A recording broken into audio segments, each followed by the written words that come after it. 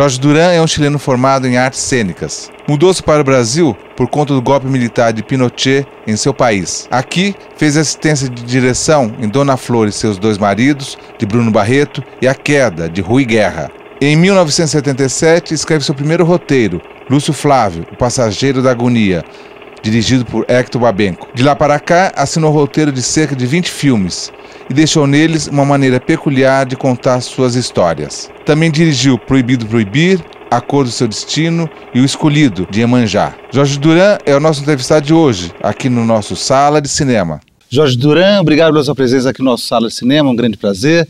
E também aos nossos convidados, a Bianca Alves, fotógrafa, o Marcos Florencio, historiador, o Gustavo Guimarães, diretor, e o Fausto Salvador e Filho, jornalista e blogueiro. Jorge, você é chileno, de Santiago, e cursou lá a Universidade do Chile. Seu sonho é ser ator, é isso? Bom, eu fiz a Universidade de Chile, curso de atuação, da Escola de Teatro. Eu tinha começado assim, mais ou menos 18 anos, estava assim conseguindo passar o vestibular, que era um inferno, né? E comecei a fazer teatro e a fazer uma coisa que mal me lembro agora, que foram uns 3 anos que eu fiz. Trabalhei com um grupo de dança folclórica chilena e violão também. E ao mesmo tempo fazia teatro e trabalhava também. E um dia decidi me profissionalizar como ator. Como que acontece de você ser assistente de direção do Costa Gravas, naquele estádio de sítio? Aconteceu que o diretor que me convidou para ser assistente dele e fazer a cenografia, a direção de arte, que era uma coisa que os filmes não tinham no Chile na época, porque era um cinema feito com muito poucos recursos e muito um baixo orçamento com muito pobre, né? Então, o Elvio Soto, o diretor, com ele cheguei a fazer 3 longa-metragens como assistente de direção, mas era muito trabalho, porque eu fazia cenário, ao mesmo tempo era assistente de direção, dava palpite no roteiro, era uma coisa bastante... Eu trabalhei com o Elvio muito nos filmes dele, dentro dos filmes, assim, né? Na fabricação do filme. E aí o Costa foi fazer uma produção lá e o Elvio era a produtora chilena que representava o produtor francês, o Costa Gavras. E aí me indicaram para segundo assistente de direção. O primeiro, na verdade, era um diretor assistente, portanto eu seria o primeiro assistente. O diretor assistente, não me lembro o nome dele, mas era um diretor que já tinha feito 3 longas já, né? Déclaration, s'il vous plaît, sur ce qu'on peut considérer comme une honte pour le pays. Monsieur le ministre, pensez-vous que les terroristes vont demander une rançon? Ou bien comme au Brésil, la libération des prisonniers politiques. Il n'y a pas de prisonniers politiques dans notre pays.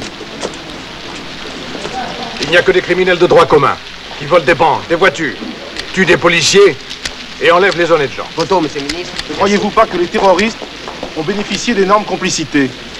Est-il vrai que le Brésil masse ses troupes à nos frontières? Est-ce une coïncidence? Un communiqué officiel répondra à toutes ces questions.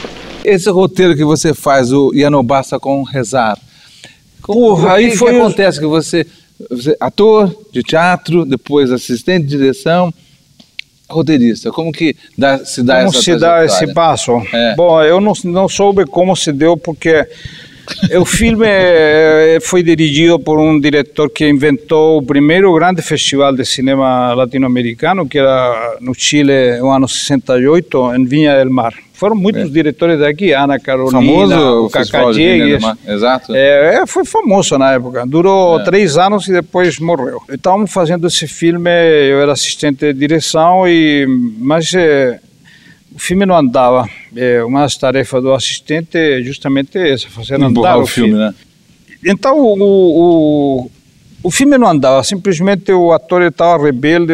A gente sabe que quando um ator fica rebelde, não há nada que consiga mudar as regras do jogo, né? Ele tem essa força também, essa energia, né?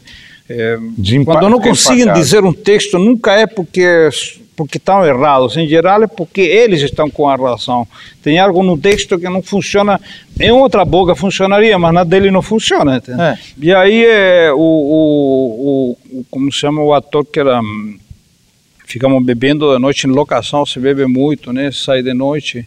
Ficamos bebendo cerveja e conversando. Aí, mais avançada a noite, falei para ele, faz o seguinte, cara, acaba o filme de uma vez, diz o texto aí, a gente acaba o filme e vai embora para Santiago, já, senão esse filme não vai acabar e o diretor vai ir à ruína, porque ele era um médico que pagava tudo o bolso dele para como se chama, juntava dinheiro como médico para fazer um filme. O filme anterior dele se chama Valparaíso, tinha sido um filme premiado em Locarno, um filme muito importante da época, dos anos 60.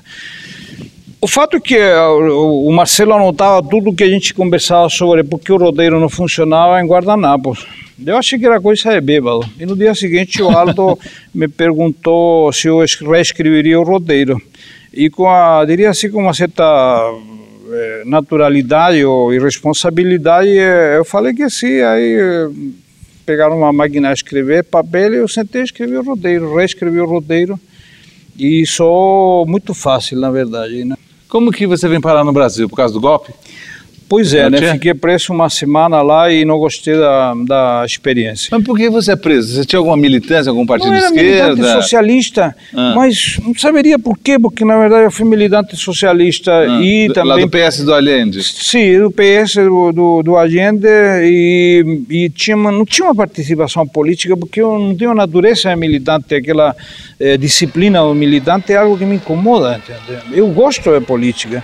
Naquela época você se sentia obrigado a ter uma militância, não era uma coisa que nascesse, que naturalmente eu tivesse vontade de ir a fazer trabalho, assim, coisa, mas se você não militava, você se sentia que algo estava faltando com alguém, até com você mesmo, com os outros, sei lá o que, né? Era uma época maravilhosa, posso dizer assim, apesar de tudo, até o golpe foi uma época bela, posso dizer, né? Por primera vez en Chile, una cantidad apreciable de estudiantes se deja instrumentalizar por las clases más privilegiadas. Los partidos opositores, los profesionales, los gremios de comerciantes respaldan el desorden callejero.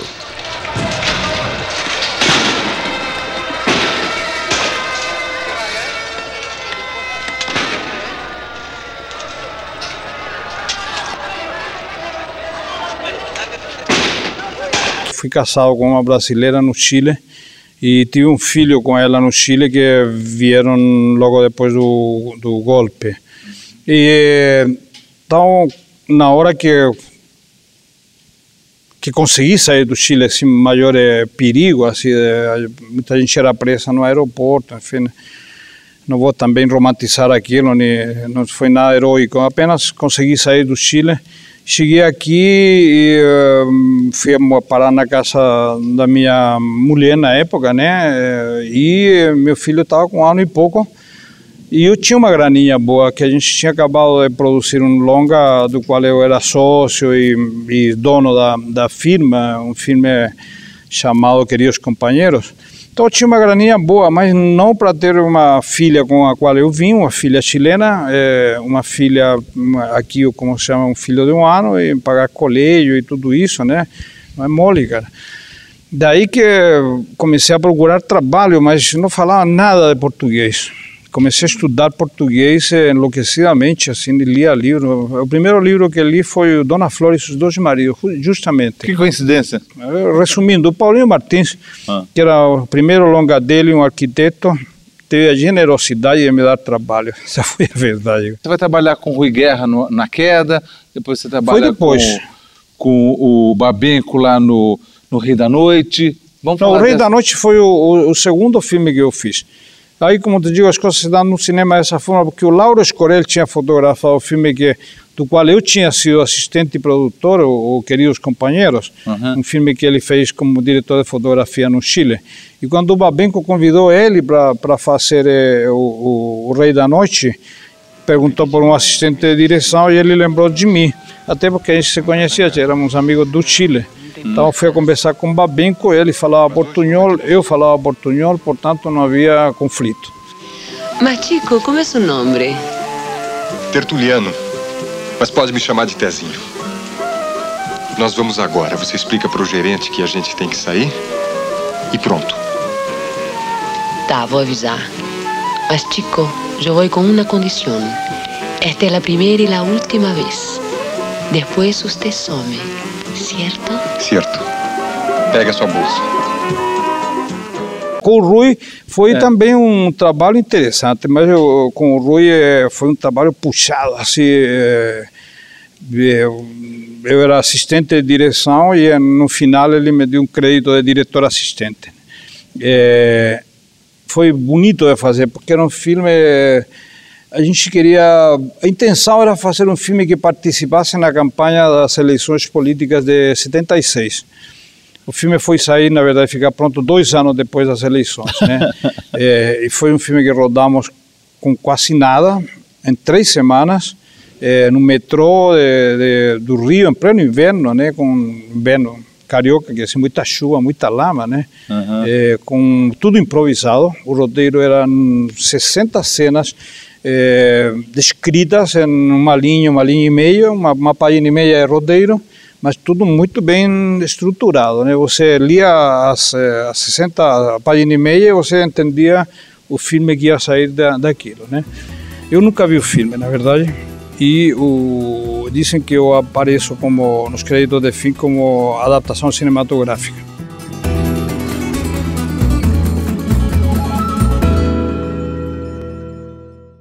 Durante o Lúcio Flávio, Passageiro da Agonia, o filme dirigido pelo Babenco, é um roteiro que é baseado no livro do Lozeiro. E o Lúcio Flávio é um personagem polêmico, porque quando o filme é lançado, as pessoas dizem que é uma idealização do bandido bonito, louro, de olhos verdes, que fazia roubos espetaculares. E que então havia uma certa romantização disso. Eu queria que você falasse um pouco dessa visão sobre esse personagem, porque até hoje Sim. O cinema brasileiro é comum isso, mas especialmente nesse filme do Hector, essa idealização, vamos dizer, romântica do ladrão. Mas não sei se o filme é assim, porque vou te falar, é o primeiro filme brasileiro que eu conheci que deixava claro que a relação entre polícia e bandido era uma relação íntima e, como se chama, de corrupção. Cúmplice. Né? De fato, o Lúcio Flávio, no filme, é claro que ele é solto da prisão e ele se permite a fuga dele para poder realizar um assalto, porque a relação com Moretti, que era, na verdade, o Mariel Mariscon na época, né? O personagem chamava-se Moretti, mas era o Mariel Mariscon, policial que tinha estado associado à repressão, à tortura de presos políticos. Um homem ruim de alma, na verdade, né? O que acontece? Fica muito clara a relação que há entre aquele, entre aspas, herói, porque o que o filme faz é justamente o contrário do que algumas pessoas lembram do filme. O que ele faz é demonstrar claramente que os vínculos entre a polícia e o crime são, como se chama, são irmãos. Tanto que o Lúcio Flávio, um dos textos dele, que não é inventado, que ele, indignado, fala: pô, polícia é polícia e bandido é bandido. Tu não é o bom? Tu não quer estar por cima? Pois então tem que se fuder também, rapaz. Ou tu pensa que eu mando sozinho? Eu tenho que compor. É o jogo do poder. E tu queria que eu levasse porrada na cara, depois me sentasse para jantar com eles, é? Não é meu jeito não, Moretti. Mas é uma maneira de ver as coisas. Não esqueça que ele é polícia e você é ladrão. Pensa nisso, tá legal?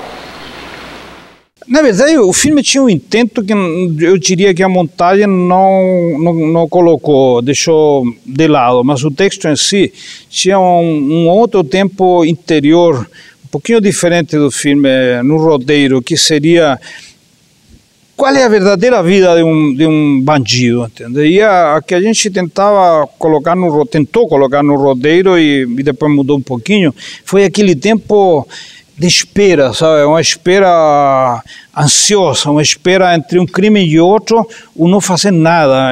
A casa se transformando numa outra cárcere. O bandido, né? Ocioso. Bandido ocioso é um bandido preso, porque ele não pode ir na rua, ele não pode ver o filho, ele vive sem a opção de liberdade nunca, porque ele está na rua, ele vai ser preso. Se ele vai para roubar, ele tem o risco de morrer ou ser preso. Então, em que momento ele é livre? Né? E isso era Mas isso não está no filme. Não, isso não está explícito. É porque a montagem é o que passa do roteiro ao filme. E é uma viagem muito profunda, né? E muitas vezes muito próxima do roteiro, mas muitas vezes bastante, a distância é enorme, né? O que será que ele vai pensar de mim quando crescer?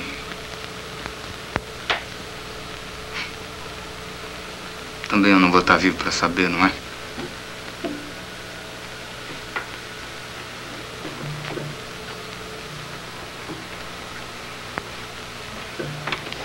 Eu te amo. Aconteça o que acontecer.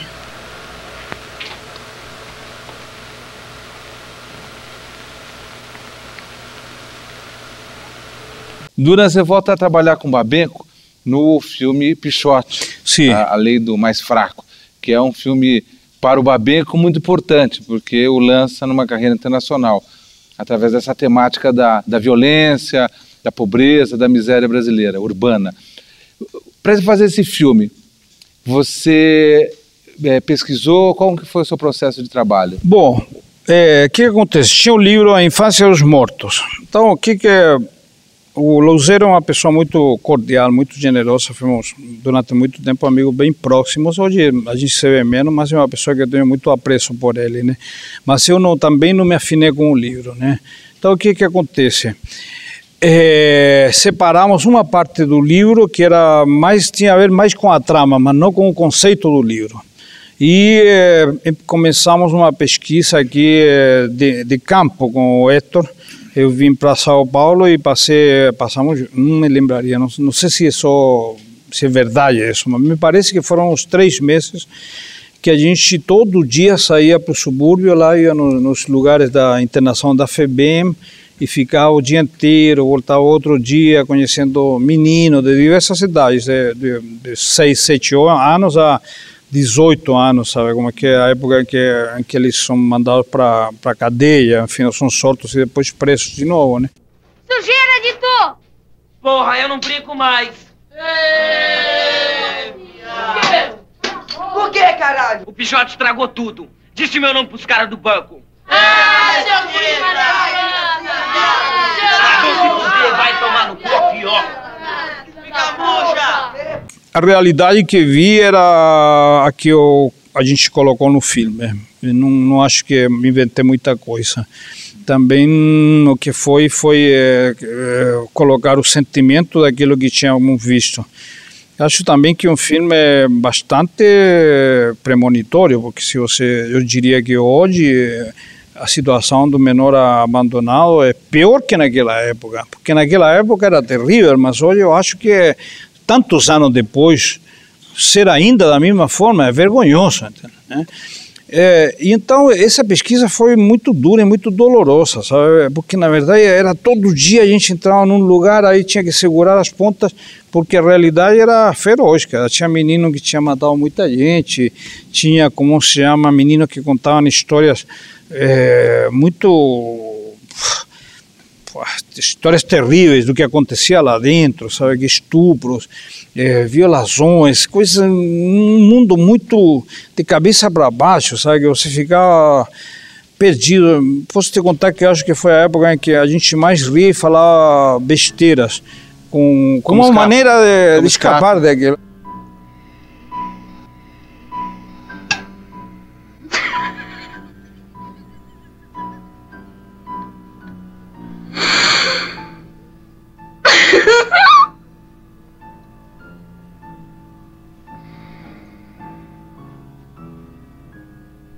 Duran, o que o sucesso internacional do Pichote refletiu na sua carreira?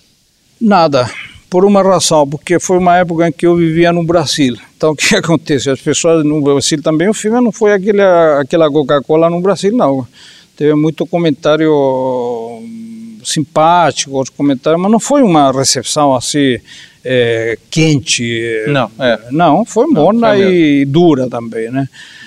Lá fora é que foi o contrário. Diego Emanuel, 13 anos, Marcolina dos Anjos, pai desconhecido, Parque Água Branca, sem número, confere? Confere. João Henrique, 10 anos, Rua Lava Pés, 35 Fundos, Maria Ribeiro da Costa, pai desconhecido, confere? O pai morreu. Pai desconhecido, confere? Confere. Duran, você volta a trabalhar com Hector Babenco no Beijo da Mulher-Aranha. Qual foi a sua participação nesse Bom, trabalho olha só, dele? o Hector me convidou para escrever O Beijo da Mulher-Aranha. Eu tinha lido o romance dele... Romance do Puig, Manuel Puig. Do Puig, semanas antes, meses antes, e tinha gostado muito do... Eu li o romance num dia... Que o Puig morava no Rio nessa época. No Leblon, morava pertinho, né? Então... Eu li o romance e gostei muito. No dia seguinte, algo do romance me desagradou. Não da escritura, que é brilhante, nem do ponto de vista dele, mas me desagradou. Eu sentia que o personagem do Valentim servia de escadinha para o personagem do Molina, o homossexual. Mas ele não tinha a mesma força que o personagem do Molina, não é? Com quem que você se identifica mais? Com o capenga patriota? Ou com o charmoso Werner? Com quem você se identifica mais? Com a cantora. Ela é a estrela. Eu sou sempre a heroína. Daí que eu acabei fazendo os primeiros, eu acho que foram 6 tratamentos de roteiro, a partir do romance do Puig. Em seguida fomos mostrar o roteiro para o Puig e o roteiro detestou. O Puig detestou o roteiro, achou que era uma porcaria, disse diretamente isso aqui. Ele escreveu um roteiro, muito curioso, porque o roteiro dele, sendo ele um homem tão refinado na literatura e nos gostos cinematográficos, ele é um homem do cinema dos anos 30, 20, 40 no máximo. Devia ser quadrado, né? Pelo amor de Deus, para ele passagem de tempo era uma folhinha, como se chama assim, né? A folhinha. Se acabou a comida, a prateleira estava cheia, a prateleira estava vazia. Soluções muito da época, muito prosaicas, digamos, né? Mas então não se importou muito, ninguém se importou muito, e aí o filme deu uma virada e o produtor, que era um norte-americano, né? Como se chamava ele? Não me lembro o nome. Como sempre fizeram os norte-americanos, pegaram um roteiro e convidaram um diretor, um roteirista norte-americano, Leonard Schrader, que acabou fazendo a versão do roteiro. Eu nunca vi o filme, na verdade, e dizem que eu apareço nos créditos de filme como adaptação cinematográfica. Legal, estou com fome.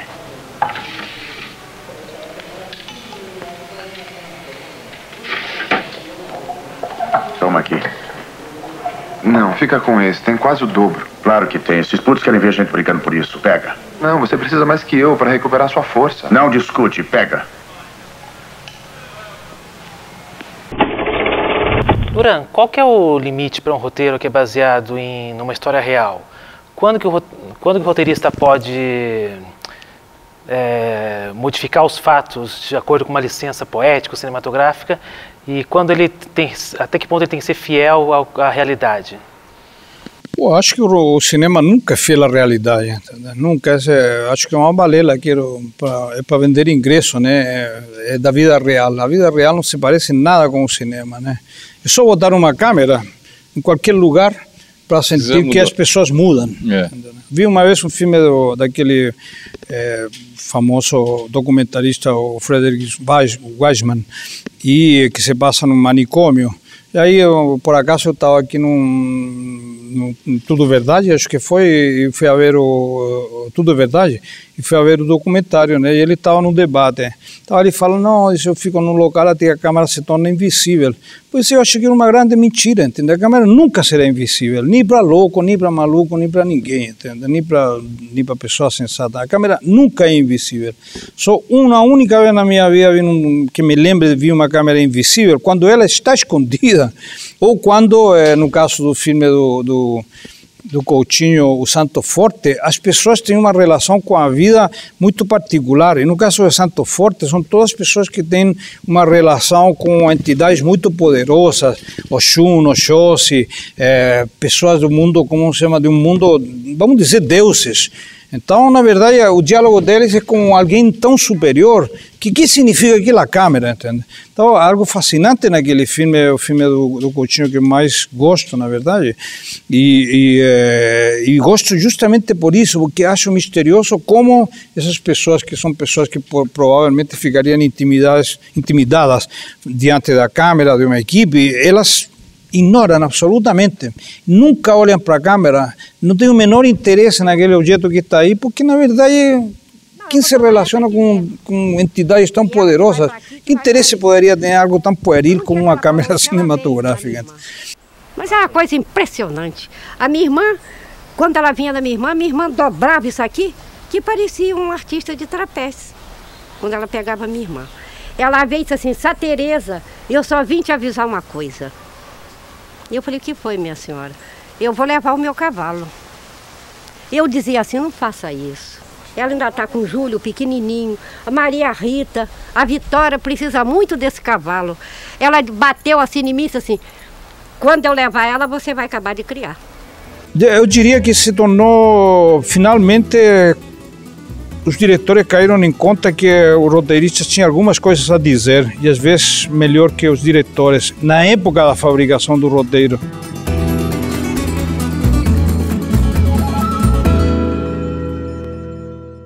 Nesse período da sua chegada até agora, a sua profissão de roteirista passa a ser vista com outros olhos, ela se profissionaliza, porque até então, quer dizer, um pouco antes na verdade, mas o roteirista não era uma peça muito comum nos filmes, né? A maior parte dos diretores faziam os seus próprios roteiros ou faziam anotações e saíam filmando. Hoje, os mais espertos... em dia, não. Eu queria que você falasse um pouco sobre isso. Os mais, como se chama, diria assim, cuidadosos, sempre trabalharam com roteirista, né? Eu diria que se tornou, finalmente, os diretores caíram em conta que o roteirista tinha algumas coisas a dizer, e às vezes melhor que os diretores, na época da fabricação do roteiro. Me sinto no meio do mar. Como assim? Um mar de favelas. Ó. Terra Vista! Como que é filmar o próprio roteiro? Bom, olha só, O diretor fica chateado às vezes com o roteirista, achando que aquilo não fecha. Você se esbofedeia. Leva ele pro quarto e bate nele. Olha só, o que acontece? Eu acho que o roteiro é uma peça essencial ao roteiro. E eu considero que o filme nasce com o roteiro. E isso não tem menos importância, né? Porque você pode esquecer do seu filho quando ele tem 9, 10 anos, o que ele fazia, mas você não esquece o dia que o filme nasce, que o seu filho nasceu, né? Então, na verdade, o primeiro roteiro, os roteiros que saem, por primeira vez que você vê o bicho aí funcionando, você sente que ele tem vida, né? Ele responde, ele reage, sabe? Você lê, se entusiasma. Tem vida, vamos dizer, o roteiro. O roteiro é algo muito rico, porque na verdade é feito por gente que gosta de cinema, que vive cinema e que vive os personagens na cabeça. Se você pergunta para um roteirista se ele está preocupado com o que vai acontecer com o roteiro, provavelmente não, porque na verdade ele vive aquele filme muitas vezes. Passa pela cabeça, sabe, a história, os personagens, você tem uma intimidade com os personagens.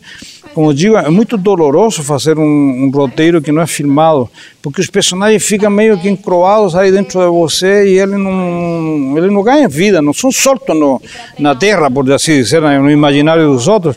Então o que acontece? Eles te visitam de repente, né? De repente você lembra aí, aquele personagem era bom, como era boa aquela cena, sabe, né? E nunca será feito, né? As francesas são muito gostosas. Les Français sont beaux et bien élevés. Petit co.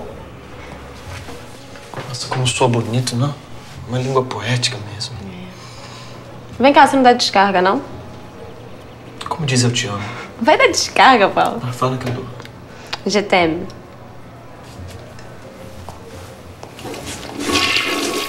Jorge, como você vai parar na direção, por exemplo, com O Escolhido de Iemanjá? Por um telefonema, pô. Como eu tinha fama de bom assistente de direção, rápido e eficiente, né? E enérgico também, né? Então, o que acontece? O Jesse Valadão me deu um telefonema e me perguntou se eu queria dirigir um filme. Na verdade, eu sempre quis dirigir filmes, né? Uma coisa que, como diz, assim como eu queria dirigir teatro, eu queria dirigir filmes. As coisas foram saindo de outra forma e eu tentava a todo momento fazer um projeto. Caiu um roteiro na minha mão que não era muito do meu jeito, era um piloto de 52 minutos para um seriado de televisão. Eram 23 projetos produzidos pela Embrafilme para embutir assim, uma dramaturgia de seriado na televisão brasileira. O problema é que, como diria Garrincha, não perguntaram na televisão primeiro. Então, os 23 projetos, nenhum passou nunca na televisão. E acho que no cinema também não passou nenhum, não passou um ou outro de repente, mas acho que o Caramuru do Ramalho virou filme. O que aconteceu? Eu dirigi o filme, reescrevi o filme com o Louceiro em 3 semanas. A produção começou a trabalhar e em 3 semanas preparou as primeiras cenas. Rodamos em som direto com um blimp desse tamanho, um equipamento muito pesado. Rodamos em 3 semanas 52 minutos de filme. Eu diria que tinha 75 minutos de filme para montar. O piloto de 52 minutos. E a Verinha Freire montou o piloto, entregamos o piloto e o Jess, que foi muito cordial comigo no filme, né? Uma pessoa muito... Diria, para mim foi muito, a produção era ruim, mas ele era uma pessoa muito fácil de trabalhar, não é? Muito delicado, assim, ele foi sempre muito cordial. E aí o Jesse meteu na cabeça que o filme dava uma longa-metragem, aí ele arrumou uma montagem de 78 minutos que é mais conhecida que o piloto. Pensando na Cor do Seu Destino e no É Proibido Proibir, que enfim, né, são 2 filmes distintos, mas acho que tratam de certa forma ou em certa medida do ambiente universitário. E na sua experiência como professor universitário, queria que você falasse um pouco a respeito do processo de execução dos 2 filmes, de como eles foram recebidos e de como você vê o comportamento da juventude nessas 2 épocas distintas aí. Bom, a Cor trata do mundo do jovem antes da universidade, o penúltimo ano de colégio, de escola, né, o último talvez. O filme é muito mais centrado num personagem, um único personagem que é o Guilherme Fontes, num aspecto do filme, que é o que se refere à memória, sabe? Para mim sempre o filme foi um filme muito menos político e muito mais sobre memória, né? Então eu sempre defini o filme como o filme trata da formação de um artista quando jovem, não de um artista jovem, né? Então esses eram os assuntos centrais que me interessavam dele, usando a memória, que um assunto que me interessava também, a relação com a relação com a política, que é um assunto que me interessa como tema, digo assim, né? Então montei essa história. Meu irmão, o que ele era? Ele era comunista, terrorista, era o quê? No. Era dirigente estudiantil. Con ideas socialistas, como yo. Então por que mataram ele? Por pensar.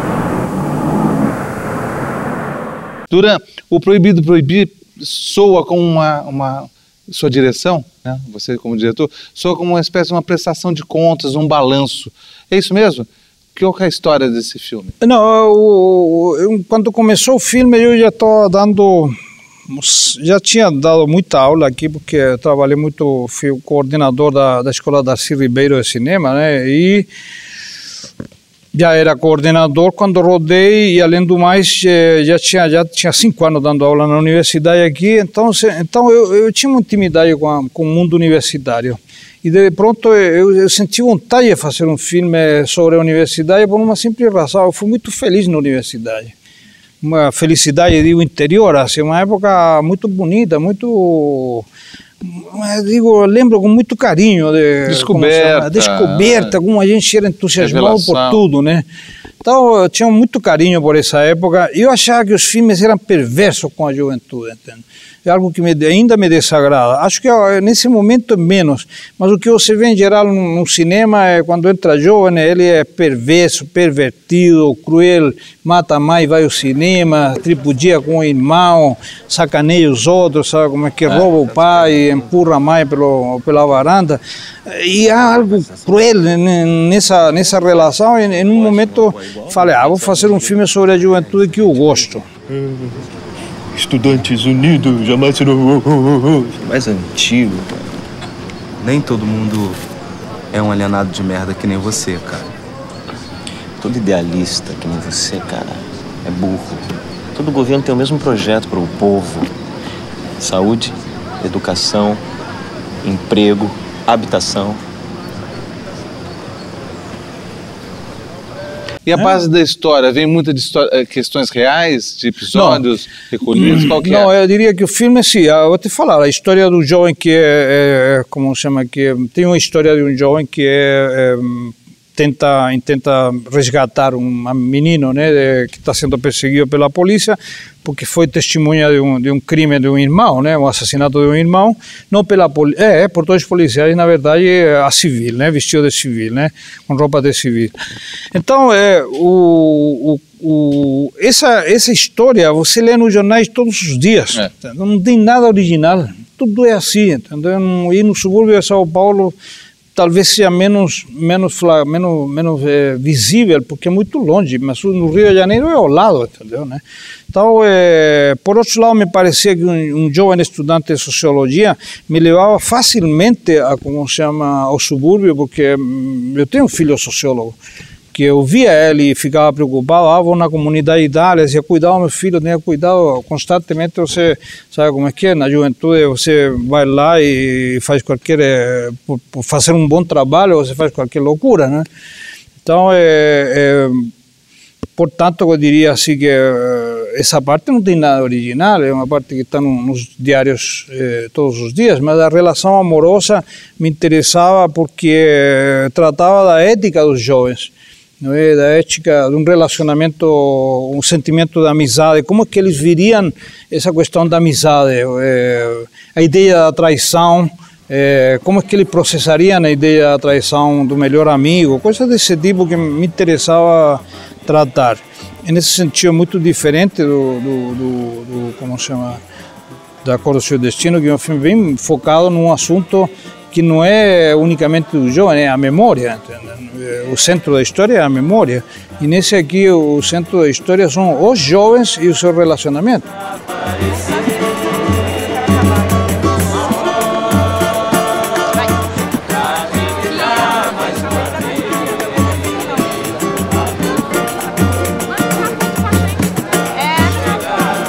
Vai, aí neguinho, parabéns. Não seria um filme político, isso é o que quero dizer. Não são filmes políticos, mas não tem como a política não estar dentro. Não há como escapar dela.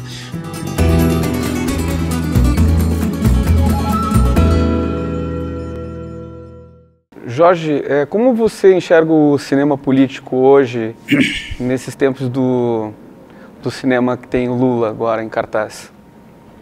Pô, vou te falar, eu não vi o filme do Lula, né, como você disse. O cinema político, acho que ultimamente não tenho visto filme com questões políticas. Por exemplo, o Costa Gavras, justamente acho que fez um dos filmes mais interessantes dele, que se chama... É sobre um desempregado que mata gente para conseguir um lugar como trabalhador, né, como executivo de uma empresa, né. Então eu diria assim que é uma forma às avessas de fazer um filme político, mas o filme se centra principalmente no personagem e na situação dele. Ele necessita trabalho e não tem trabalho. Então há poucas praças ou poucos lugares para a profissão dele. Então a solução é eliminar os competidores, né? Portanto, diria que é um filme que tem um sentimento político que fala muito bem da época. Mas a questão política específica não é tocada no filme, né? Magá, gringa estribadão, hein? Saca só o nível do barraco. Ô, gringo, tu não tem mulher, filho, cachorro, não? Não, sou empregada. Dona Conceição. Dura um filme, por exemplo, como Nascem os Anjos. Sim. Você roteiriza o filme do Murilo Salles, que trata da violência urbana com o envolvimento de crianças, de jovens, tudo. Isso é um filme político, não? Bom, de certa forma, sim. De certa forma, sim, também. Não seria um filme político, isso é o que quero dizer. Não são filmes políticos, mas não tem como a política não está dentro. Então, não há como escapar dela. Porque, em última instância, é difícil escapar da política quando se aborda certos temas. Ela se infiltra, quer dizer, o espectador, o crítico e o teórico, ele tem a liberdade de pensar o que quiser, mas também a gente que não consegue deixar de ver o contexto político embutido dentro daquela realidade, né? A história daqueles dois meninos que acabam, aquele estudante de colégio que acaba, como se chama, de colegial, não é? Que acaba morto no final da história. A história desses dois meninos com uma fantasia do tênis e do como se chama, e, enfim, uma casa que tem tudo que ele não tem. O que nunca terá também, não deixa de ser, sem ser político, não deixa de ser um comentário forte sobre a realidade, né? Para, porra, chega! Chapa, ela cuspiu na minha cara. Alguém já cuspiu na tua? Branquinha, chega de confusão. Vambora, porra! Então desamarra essa cadela e obriga ela a me limpar. Não, foi tu que armou essa. Eu não disse pra você não mexer com a gringa. Pô, cara, de que lado tu tá? Do meu, Branquinha. Eu tô de saco cheio dessa confusão. Eu quero ir embora! Você tem uma parceria grande com o José Joffre. E você faz um filme com ele que é o Quem Matou Pichote, que na verdade é uma espécie de um avesso da celebridade. E é interessante porque você já tinha feito o roteiro do Pichote, o primeiro filme do Hector Babenco. Isso é uma investigação sobre um caso clássico brasileiro da celebridade, né? Quem matou Pichote?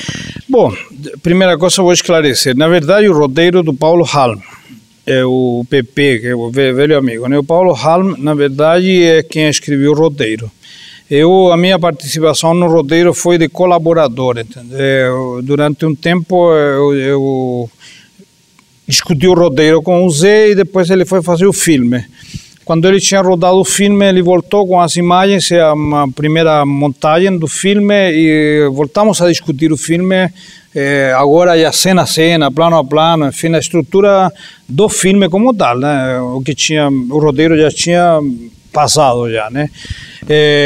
Eu concordava em algumas coisas com ele, em outras não, mas o roteiro especificamente é sobre o, como se chama, sobre o roteiro especificamente do PP, do Paulo Halm, né?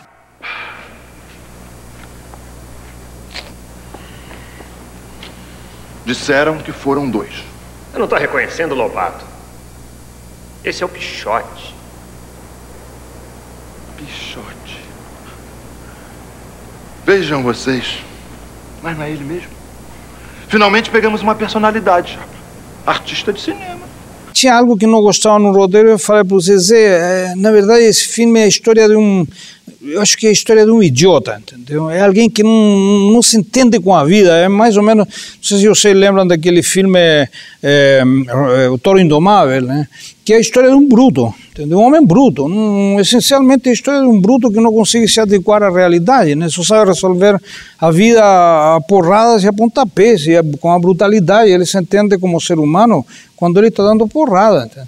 Então, eu não consigo entender essa história, a história é muito, enfim, algo que me incomodava no roteiro, isso me levou a ver o filme de novo, né? E quando estava vendo o filme, percebi que o mesmo Fernando Ramos, que eu vi no filme criança, tinha uma inteligência que é própria da criança e era dele, uma maneira dele olhar quando necessitava olhar certas coisas que só uma pessoa inteligente, muito inteligente faria.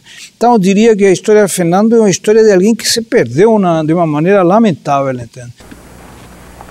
Bem, Isto é o que se pode dizer que a vida imitou a arte. O que você quer com meu filho? Ele não fez nada, não. Ai, mãe! Fernanda!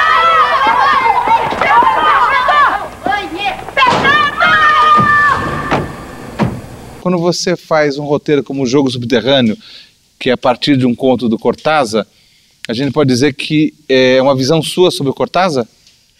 Não deixaria de ser, claro, porque Cortázar que é um sujeito que tenho admiração, né? Então, pertenço à geração dele, li todos os contos dele, se não todos, algum por aí. Outro dia descobri que não tinha lido algum, mas provavelmente daqueles descobertos post-mortem ou que descobriram recentemente.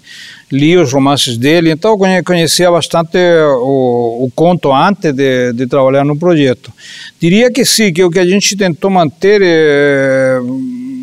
preservar o sentimento do Cortázar, mas nunca será o Cortázar. Entende? Cortázar provê um material rico, diria assim, metafórico, simbólico, uma forma de olhar a realidade ou de colocar um enigma, por exemplo, esse enigma do amor, entende?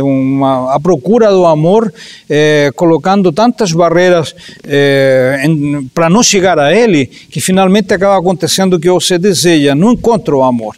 E de fato, esse filme, o mais provável é que o conto sugere é um suicídio. Por que teria ficado esquecido um casaco com um manuscrito num banco do metrô, num assento do metrô? Provavelmente porque houve um acidente. O acidente provavelmente foi o suicídio do como se chama, do personagem. Entendeu? Então, essa procura do amor é propriamente esse jogo que intenta o personagem, né, e que nunca consegue, né? Essa obsessão é própria da história do Cortázar, e nesse sentido o que a gente tentou respeitar é esse sentimento do personagem, que não é loucura, mas que é um sentimento, apenas um sentimento da vida, né, que às vezes ajuda e às vezes atrapalha, né? Vamos lá, rapaz. Trem agora, só amanhã.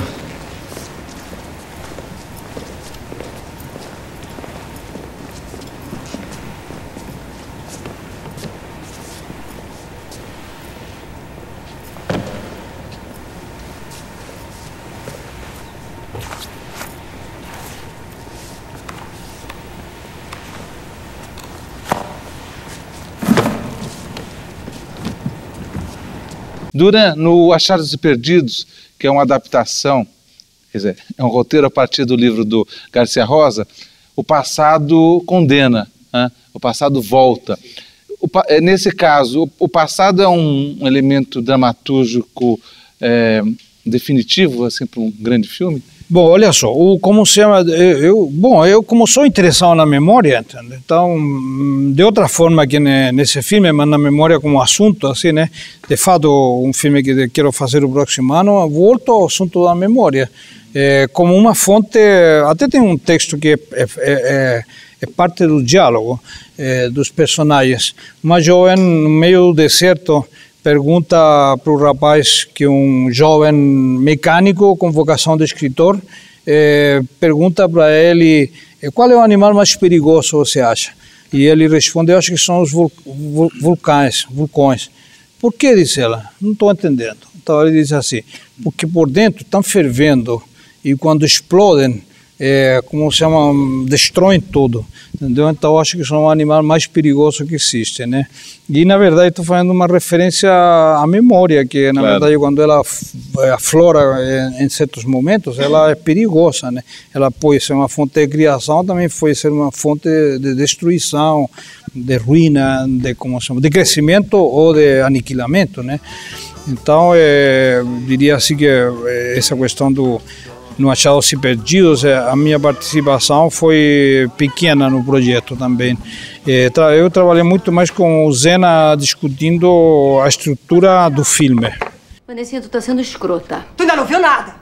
Mandei tirar essa merda! Vem tirar.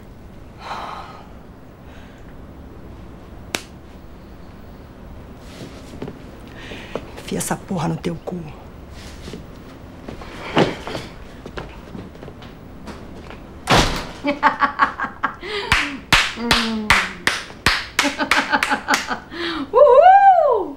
Outra parceria forte sua é com Murilo Salles, com quem você faz, por exemplo, aquele outro filme, Nunca Fomos Tão Felizes. Certo. Que é um filme político também, né? Foi um filme muito político. Não era um conto, porque o conto do João Gilberto Noll não tinha nada disso, né? Quando eu entrei no roteiro, o Murilo, que era um fotógrafo, foi o primeiro longa do Murilo, como ele sempre dizia na época, li muitos poucos romances, mas li muita teoria. E era um fotógrafo espetacular, na verdade, e um sujeito muito talentoso também. Diria que o que aconteceu? O romance, o conto do João Gilberto Noll era mais genérico, mais abstrato, diria assim, sobre a situação de um jovem que fica num apartamento, ilhado, esperando o pai até que o pai retorna morto. Mas não me lembro que tivesse nenhuma implicação política. E não tinha mesmo, porque eu acho que deixaram aberta a questão do que era o pai, né? Qual era a atividade do pai. Eu, conversando com o Murilo na época estava mais preocupado com a imagem. E eu diria que uma participação significativa no roteiro minha foi que para ele tanto faz se o pai era traficante ou era político. Na época eu falei para ele, ou é político ou é traficante, porque não é a mesma coisa, digo, não é o mesmo comportamento. Hoje não sei se diria a mesma coisa, mas naquela época, sinceramente, me parecia um pouco estamos falando do ano 83, né?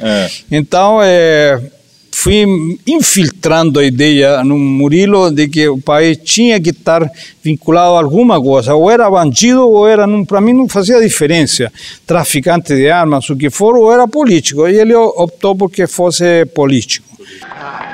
Você vai ter que sair daqui imediatamente. Eles estão atrás de você? Não sei, pode ser. Era isso que eu estava tentando evitar esse tempo todo, agora você tem que sair. Eu quero ficar. Me obedece, por favor, eu não quero que te aconteça nada. Eu vou ficar. Não vai, não. Você vai pro Hotel Estrela, na Figueira de Melo, em São Cristóvão. Guardou bem? Hotel Estrela, Figueira de Melo, São Cristóvão.